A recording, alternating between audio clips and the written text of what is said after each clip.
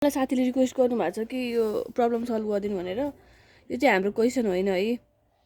यो चाहिँ 60 मार्क्स अर्को क्वेसन हो होइन। जब चाहिँ हुन्थ्यो नि, जब चाहिँ उनीहरूको हाम्रो कोर्स चाहिँ यस्तो भएको थियो कि हाम्रो पालिदेखि 100 मार्क्सको बनाएको थियो, त्योभन्दा अगाडि चाहिँ 60 मार्क्सको क्वेसन आउँथ्यो है। अनि हाम्रो पालिदेखि 100 मार्क्सको बनाएको क्वेसन, त्यो 100 मार्क्सलाई 60 हाम्रो 40 मार्क्स प्र्याक्टिकल हुन्छ अनि 60 मार्क्स त्यो हुन्छ नि त। अनि त्यसैले त्योवाला क्वेसन सल्भ गर्नु गएर चाहिँ यो फोन नम्बर है, status above the limited manufacture telescope with sell for ₹95 भने चाहिँ सेल्स 95 भने चाहिँ के भयो, यो एसपिपियु इक्वल टु 95 भयो। अनि त्यसपछि the variable cost of production per as follow भनेपछि डाइरेक्ट मेटेरियल्स यो डाइरेक्टमा गरिदिन्छ है। Income statement under absorption costing कस्तो गर्न झ्याउ लाग्दैछ भने आफ्नो इक्जाम यस्तो तनाव भइरहेछ नि मलाई। Income statement under variable costing है, ओन्ली फर यु डार्लिङ। फेरि मेरो केटी साथी है, ऊ चाहिँ फेरि यहाँ डार्लिङ भनेर फेरि जे पाए त्यही कमेन्ट आयो भने, यहाँ मम्मी पनि हुनुहुन्छ फेरि कसले चाहिँ यसले डार्लिङ भनेर कसलाई नै भने जस्तो भनेर फेरि मलाई मम्मीले गाली गर्नुभयो। मेरो केटी साथीको लागि मैले यो भिडियो बनाएँ मम्मी, फेरि मम्मी चाहिँ यहाँ बोल्नु भएको छैन कि यहाँ तनाव भएर कस्तो भइरहेछ। अनि त्यो चाहिँ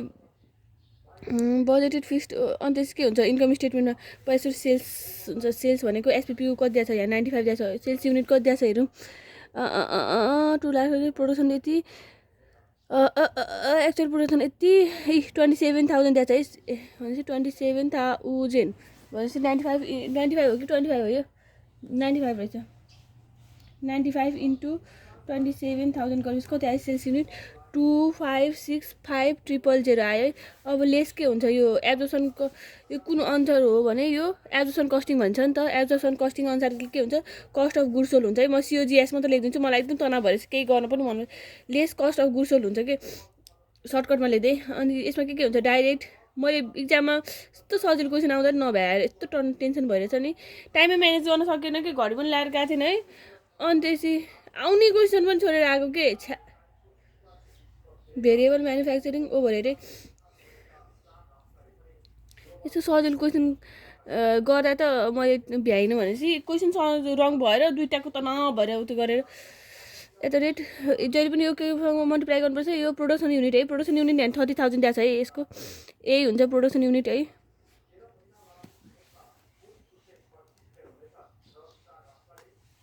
$105,123 30,000 इन्टु 1050123 है। अनि त्यसपछि 30,000 होइन त प्रोडक्सन युनिट त्यति नै दिएको छ है। 16 इन्टु 30,000 इक्वल टु 480123 है। अनि 10 भनेपछि क्वेसनले के दिएको छ त 30,000 टोटल। अनि त्यसपछि 10 27,000 30 10 होइन त 10 इन्टु भनेपछि 3 1 2 3 4 5 अरू केही दिएको छ त्यहाँ छैन। अनि यसमा के राख्नुपर्छ, फिक्स्ड म्यानुफ्याक्चरिङ राख्नुपर्छ। फिक्स्ड म्यानुफ्याक्चरिङ कति दिएको छ त क्वेसनले, 2 lakh. Fixed manufacturing overhead budgeted fixed overhead 2,10,000 budgeted production was यति भनेर दिएको छ नि त। 2,10,000 दिएको छैन क्वेसनले, हो दिएको छ त। अनि 2 लाख है, 2 लाख दिएको छ है। फिक्स्ड म्यानुफ्याक्चरिङ अथवा प्रोडक्सन जे लेखा पनि हुन्छ है। फ्री प्रोडक्सन र म्यानुफ्याक्चरिङ ओभरहेड है। यो एसएफओको युनिटसँग यो एसएफओआर निकाल्नुपर्छ यसको लागि, एसएफओआर है। एसएफओआर वर्किङ नोटमा के राख्नुपर्छ, एसएफसी स्ट्यान्डर्ड फिक्स्ड ओभरहेड के एम राखे पनि हुन्छ एम नराखे पनि हुन्छ। एसएफएमओआर राखे पनि हुन्छ, standard fixed manufacturing overhead rate हो कि यसको फर्मुला। अनि त्यसपछि एसएफओआर राखे पनि हुन्छ, कुनै किताबमा एसएफओआर राख्छ कसैमा एसएफएमओआर राख्छ है, जे राखे पनि हुन्छ। यसमा चाहिँ के हुन्छ, fixed manufacturing overhead divide by manufacturing overhead divide by, यसमा चाहिँ के हुन्छ भने नर्मल क्यापेसिटी दिएन भने चाहिँ के राख्नुपर्छ, प्रोडक्सन युनिट राख्नुपर्छ है। नर्मल क्यापेसिटी दिएको छैन हेरौँ है हाम्रोमा भेरिएबल भनेपछि नर्मल क्यापेसिटी दिएको छैन यसमा। खै त प्रोडक्सन बजेटेड प्रोडक्सन इज यति, बजेटेड प्रोडक्सन दिएको छ। द इयर्स एक्चुअल प्रोडक्सन भनेको 30,000 युनिट दिएको छ। अनि सोल युनिट सेल्स युनिट दिएको छ होइन। नर्मल क्यापेसिटी दिएको छ नि, त्यसैले हामीले नर्मल क्यापेसिटी दिएन भने के हुन्छ, प्रोडक्सन युनिट राख्नुपर्छ है। अनि त्यसपछि 2 लाख 2,10,000 होइन त 2,10,000 डिभाइड बाई प्रोडक्सन युनिट कति छ प्रोडक्सन युनिट चाहिँ त्यही 30,000 हेर्नु नर्मल क्यापेसिटी कहीँ पनि दिएको छैन क्वेसनले होइन त्यसैले हामीले के राख्नु पऱ्यो नर्मल क्यापेसिटी कहीँ पनि दिएको छैन यसमा के दिएको छ यो फिक्स म्यानुफ्याक्चरिङ भयो अनि यो प्रोडक्सन भयो अनि त्यसपछि यो एक्चुअल प्रोडक्सन भयो होइन प्रोडक्सन बजेटेड प्रोडक्सन यति भयो द एक्चुअल प्रोडक्सन होइन budgeted production the actual production was budgeted production was 30,000 telescope the year actual production was 30,000 भनेपछि यो 30,000 के यही 30,000 यहाँनिर युनिटमा आयो नि त 30,000 प्रोडक्सन युनिट यही 30,000 यतापट्टि राखेको के 30,000 युनिट्स अफ 27,000 भयो अनि त्यसै नर्मल क्यापेसिटी दिएको छैन यही 30,000 वटा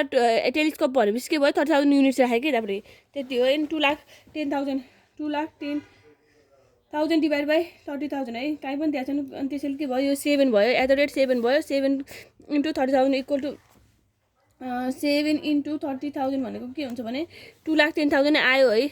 यहाँ त त्यही आयो यो र यो के भयो यो र यो म्याच गऱ्यो त्यसैले के भयो एसएफआर ननिकालिकन गऱ्यो भए पनि ठिक हुने रहेछ है तर एसएफआर चाहिँ इक्जाममा देखाउनु पर्छ कि त्यति हो अनि यसबाट के आउँछ कस्ट अफ प्रोडक्सन आउँछ है कस्ट अफ प्रोडक्सन यदि हाम्रो भेरिएबल भए के हुन्थ्यो यहाँ भेरिएबल कस्ट अफ प्रोडक्सन हुन्थ्यो त्यति हो अनि यो फिक्स म्यानुफ्याक्चरिङ हुँदैन थियो त्यति नै हो अझ केही पनि हुँदैन थियो 2,10,000 प्लस 3 लाख प्लस 4,40,000 प्लस 105,1,2,3,4 है 2,040,1,2,3 होइन add opening stock of stock हुन्छ ओपनिङ स्टक ओपनिङ स्टक सर्टकटमै लेखिदिउँ कि लङ कटमै लेखिदिउँ चाहिँ ओपनिङ स्टक फेरि तपाईँहरू रिसाउनु होला लेस क्लोजिङ स्टक है क्लोजिङ स्टक है ओपनिङ स्टक रेट कति छ यहाँ कति हुन्छ 35 प्लस यो जोड्नु त 35 प्लस यो जोड्ने है 35 plus 16 plus 10 plus 7 equal to 68 आयो एट द रेट 68 आयो यही रेट युज गर्ने हो कि यहाँ 68 अनि यहाँनिर चाहिँ के कस्तो युनिट हुन्छ ओपनिङ स्टक र क्लोजिङ स्टकको युनिट युज गर्नुपर्छ है ओपनिङ स्टक र क्लोजिङ स्टकको युनिट दिएको छैन ओपनिङ स्टक क्लोजिङ स्टक केही पनि भन्छ नि यहाँनिर बजेटेड 2,10,000 बजेटेड प्रोडक्सन इज यति द एक्चुअल प्रोडक्सन इज यति 27,000 सोल्स भनेछ ओपनिङ क्लोजिङ केही पनि नै दिएको छैन त्यसैले के भयो यसमा ओपनिङ क्लोजिङ केही दिएको छैन हेर्नु है कति दिएको छ त एसपिपी युनिट भयो होइन डाइरेक्ट मेटेरियल भयो अनि त्यसपछि के भयो यो चाहिँ फिक्स कस्ट भयो यो बजेटेड के भयो budgeted production cost production unit भयो यो पनि प्रोडक्सन युनिट यो 30,000 टेलिस्कोप दिएको छ यो 30,000 युनिट है यो दुइटा एउटै हो अनि त्यसपछि यो सेल्स युनिट भयो एडमिनिस्ट्रेटिभ यो भेरिएबल सेलिङ एन्ड इस्टिमेट यो के भयो fix non manufacturing variable cost भयो अरू केही पनि दिएको छैन त्यसैले के भयो यहाँनिर त्यसमा हाम्रो ओपनिङ स्टक हुन्छ त ओपनिङ स्टक त निलै भयो नि त हाम्रो दिएकै छैन ओपनिङ स्टक क्लोजिङ स्टक तर क्लोजिङ स्टक त निकाल्न सकिन्छ नि क्लोजिङ स्टक भनेको त प्रोडक्सन माइनस सेल्स गरेर निकाल्न सकिन्छ नि त प्रोडक्सन कति दिएको छ प्रोडक्सन यदि हाम्रो सेल्स के प्रोडक्सन र सेल्स बराबर छ भने निलै हुन्छ होइन तर प्रोडक्सन कति दिएको छ नि त प्रोडक्सन चाहिँ हाम्रो 30,000 दिएको छ हो सेल्स चाहिँ 27,000 छ नि त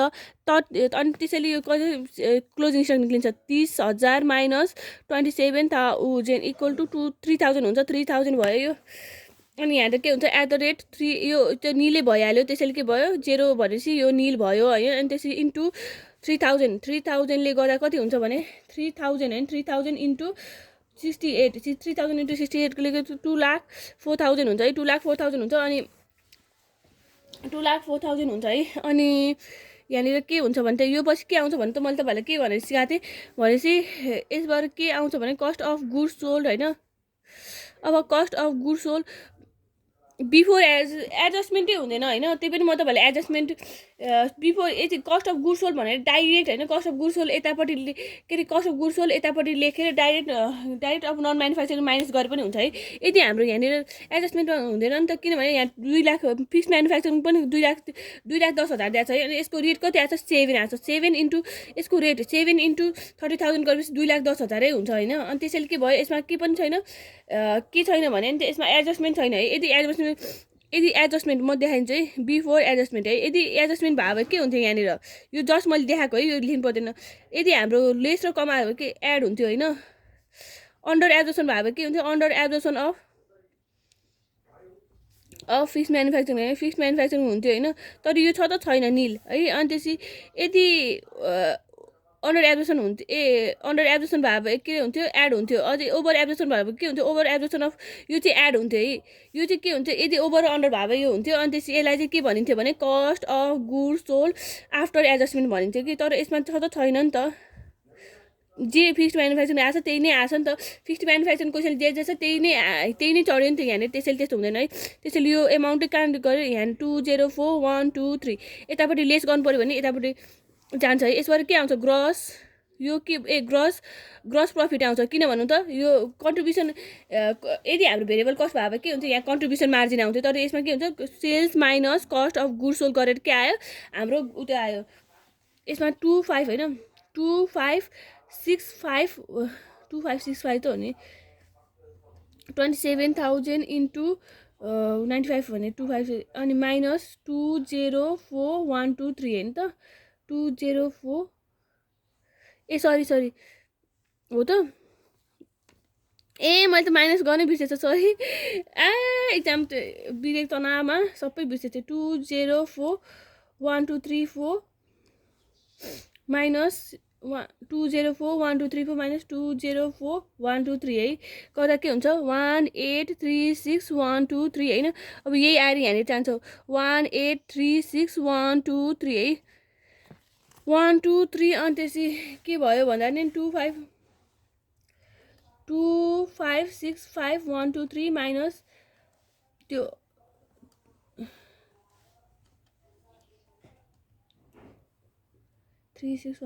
2565123 माइनस इक्वल टु 729729123 हुन्छ अब हाम्रो के मात्र बाँकी हुन्छ उसमा भनेपछि क्वेसन पनि कताको यसमा अब के मात्र बाँकी हुन्छ त अब हाम्रो सबै के अरे सबै म्यानुफ्याक्चरिङ जति माथि नै आइसकेको हुन्छ कि त्यसैले के हुन्छ नन म्यानुफ्याक्चरिङ एक्सपेन्सेस मात्र हुन्छ कि नन म्यानुफ्याक्चरिङ एक्सपेन्सेस ओभरहेड जे लेखे पनि हुन्छ है यसमा के छ त non manufacturing selling and distribution मात्र छ त्यसैले के हुन्छ भेरिएबल सेलिङ है मैले सर्टकटमा लेखेँ भेरिएबल हो यो बी भने भेरिएबल सेलिङ एन्ड तपाईँहरू चाहिँ इक्जाममा चाहिँ भेरिएबलै लेख्नुपर्छ है भेरिएबल सेलिङ एन्ड के छ डिस्ट्रिब्युसन एडमिनिस्ट्रेसन है मैले सर्टकटमा लेखेँ एट द रेट कति छ एट द रेट 1 छ है हेर्नु एट द रेट 1 छ कि छैन यसमा एट द रेट 1 हुन्छ होइन अनि यो कुन यसमा के युनिट हुन्छ त प्रोडक्सन युनिट होइन सेल्स युनिट युज हुन्छ सेलिङ गर्दा जति सेल भयो त्यति त administrative variable selling and costing हुन्छ त सेल चाहिँ नभएको कुरा त हुन्छ त प्रोडक्सन मात्र भएर प्रोडक्सन भएको जति सबै उयसमा आउँछ त आउँदैन नि जब जति हामीले सेल्स गर्छ त्यही अनुसार चाहिँ सेलिङ प्राइड अनि त्यसपछि एडमिनिस्ट्रेटिभहरू उठ्छ नि त त्यसैले जहिले पनि सेल्स युनिटसँग हुन्छ 1 2 3 होइन एट द रेट भनेपछि 1 2 3 अन्त फिक्स्ड है fixed manufacturing at the rate 1 मा छ अनि फिक्स्ड म्यानुफ्याक्चरिङ होइन administrative and selling and administrative कति छ भने 2,30,000 है 2,30,000 छ अब यो दुईवटा उयो गरेर कति आउँछ 2,30,000 होइन 2,30,000 प्लस 27,000 है इक्वल टु 2,57,000 है अनि यो कति भयो त यसबाट यो माइनसमा गर्नु पर्यो यो के हो चाहिँ लेस हो लेस गरेपछि ब्र्याकेटमा राख्नु मैले सिकाएको थिएँ नि त इन्कम स्टेटमेन्ट